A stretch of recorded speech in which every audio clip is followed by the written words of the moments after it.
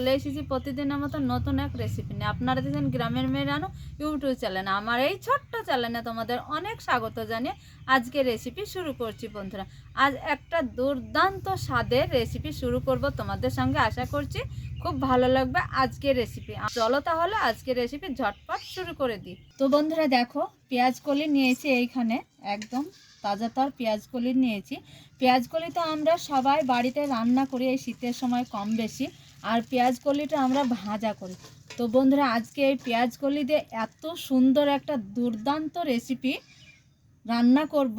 তোমরা হয়তো কখনো রান্না করোনি ওইভাবে, একভাবে হয়তো ভাজা টাজা করো। আমি দেখো রেসিপি ইউনিকভাবে রান্না করব। দেখো বন্ধুরা, এই সাইজের করে আমি পেঁয়াজ কলিটা কেটে নিয়েছি। আর এইখানে নিয়েছি মোটা সাইজের একটা আলুটা দেখো কিভাবে কেটে নিব, করে ফালি করে মোটা করে কেটে নিয়েছি। এইখানে রেখে দেবো এক সাইডে। দেখো পেঁয়াজ কলির সাইডে। চলো আমাদের গাছে বেগুন আছে, বেগুন নিয়ে আসি। হয়েছে দেখো বন্ধুরা, আজকে খুব ভালোভাবে পেঁয়াজ কলি দিয়ে রান্না হবে। একদম সার ওষুধ ছাড়াও এই বেগুন হয়েছে আমাদের গাছে। এই যে দেখো, দেখে বুঝতে পারছো কত মোটা বেগুনটা। এবার বেগুনটাও কেটে নিব। পেঁয়াজ কলিতে বেগুন আলু দিয়ে একটু রান্না করলে খেতে খুব ভালো লাগে। দেখো কত কচি, আর দেখো দারুণ বেগুনটা এইভাবে দেখো, বেগুনটাও মোটা করে কেটে নিয়েছি। এইভাবে নেব। এইখানে একটা বেগুন লাগবে বন্ধুরা, একটা বেগুন। তেলটা দিয়ে দিয়েছি। যে সবজিগুলো কেটে নিয়েছি এক এক করে সবজিগুলো তেলে ভেজে নিব হালকা করে। হলুদ লবণ দিয়ে ভেজে সুন্দর করে একটু ভেজে নিয়েছি। আর লবণ দিয়ে ভেজে নিলে আলুটা নরম হয়। তো বন্ধুরা দেখো, আলু ভেজে নিয়েছি, ওই তেলে বেগুনটাও একইভাবে ভেজে নিব। দিয়ে দেবো হলুদ দিয়ে ভেজে নিব বেগুনটাও। দেখো বেগুনটা ভেজে নিয়েছি, এইবার তুলে নিব। এইভাবে হালকা করে ভেজে নিতে হয়। এইবার দিয়েছি রান্নার একটু সরিষার তেল। এইখানে দিয়ে দেবো পেঁয়াজ কলিটা, কিন্তু লবণ হলুদ ছাড়া ভেজে নিতে হবে। আর একদম এই যে সবুজ সবুজ হয়েছে, হালকা করে একটু ভেজে নিয়েছি। এইবার তুলে নিয়েছি। এইখানে সরিষার তেল দিয়েছি।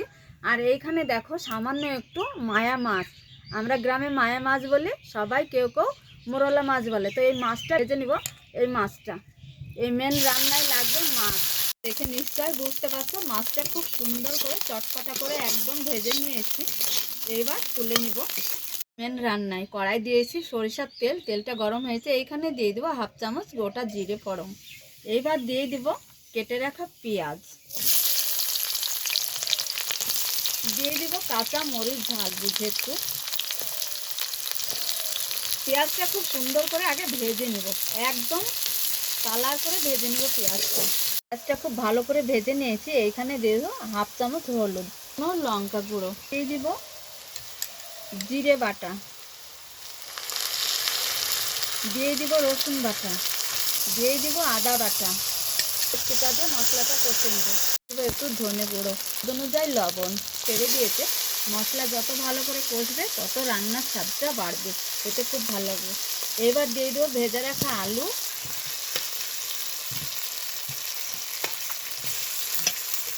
বেগুন দিয়ে দিয়েছি। এবার মশলাতে জল ছিটা দিয়ে সবজিগুলো খুব ভালো করে কষিয়ে নিয়েছি। এইবার দিয়ে দেবো পেঁয়াজ কলি, আবারও কষিয়ে নেব, হালকা করে একটু কষিয়ে নেব। এইবার নর্মাল তাপমাত্রার জল, সামান্য একটু জল।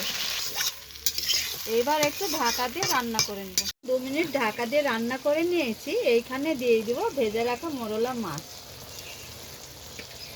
আবারও 2 মিনিট ধরে ঢাকা দিয়ে রান্না করে নিয়েছি। আর এইখানে দিয়ে দেবো শেষে জিরে গুঁড়ো। দেখো পেঁয়াজ কলি রান্না করে একটা প্লেটে ঢেলে নিয়েছি। আর দেখো কত লোভনীয় হয়েছে। ভাত রুটি পরোটা সব কিছুর সঙ্গে রান্না করে তোমরা এইভাবে পরিবেশন করতে পারো। এত লোভনীয়, আর খেতে খুব টেস্টি হয়। দেখো দেখতে কতটা সুন্দর লাগছে, খেতে তো দারুণ লাগবে। আর ভিডিওটা অনেক অনেক করে শেয়ার করে দিবে বন্ধুরা। তাহলে রেসিপি এখানে শেষ করছে। পরবর্তী রেসিপি নিয়ে তোমাদের সঙ্গে দেখা হচ্ছে। তোমরা যেখানেই থাকো ভালো থাকো, সুস্থ থাকো। তোমাদের টাটা।